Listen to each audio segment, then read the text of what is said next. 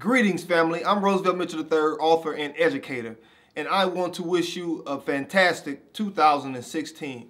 And as we enter this new year, I want to just share with you a quick message about commitment. You know, the beginning of every new year, people always have New Year's resolutions, right? And maybe you have some with losing weight, getting a new job, getting a new car, or the house you always wanted. Or maybe your children are leaving home and you are just ecstatic about the empty nesting period. Well, I heard from an older fellow recently about commitment and just being involved.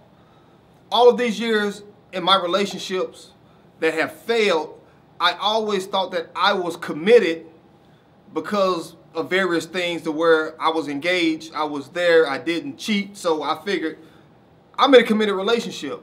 But after talking to this fellow, I found out that I was not fully committed, but only involved. And what's the difference?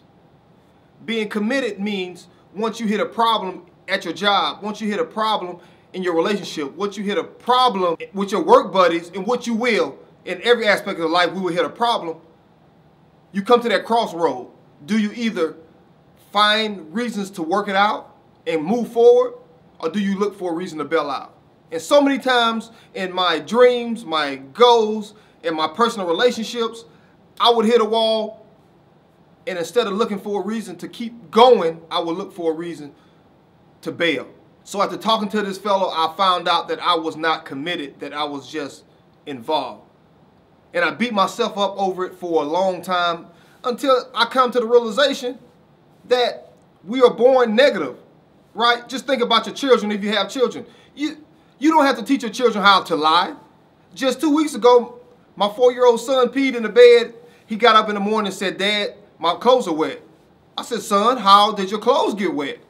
He said, "I don't know." I said, "Did you pee in the bed?" He said, "No." I said, "Well, what happened? Did the tooth fairy come and spill juice on you while you were asleep?" What happened if you didn't pee in the bed, son? I don't know.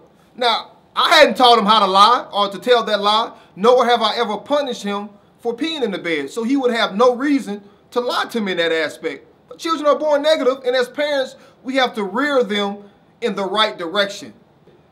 Every day, we have to make a conscious decision to remain committed to our commitments. And when I say that, I think of Camille Cosby as an example. People think she's crazy because of Bill Cosby. Her husband has been finally charged with sexual assault and being accused to over 50 women. But she's really not crazy. But she has made a conscious decision to remain committed to her commitment. Now, I would argue it's not even ultimately all about Bill Cosby while she's staying, because she could have took her 2 golden eggs and took off running a long time ago. But she made the conscious decision to remain committed to what? To death do us part, for better or worse. Those are commitments that she made that she